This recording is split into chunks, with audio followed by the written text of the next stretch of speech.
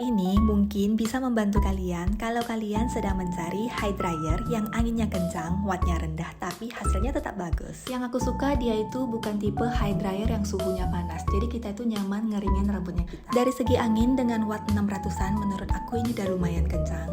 Dan dia juga punya blue light teknologi yang bikin rambut kita tetap halus, nggak kusut walaupun asal sisiran. Dari segi desain dia itu punya bentuk yang minimalis, simple. Ukurannya itu juga pas di genggaman dan dia itu punya 4 suhu yang bisa kamu ganti-ganti sesuai kenyamananmu. So, buat kamu yang sedang cari hair dryer, Luna Hair Dryer ini bisa jadi salah satu listnya kamu.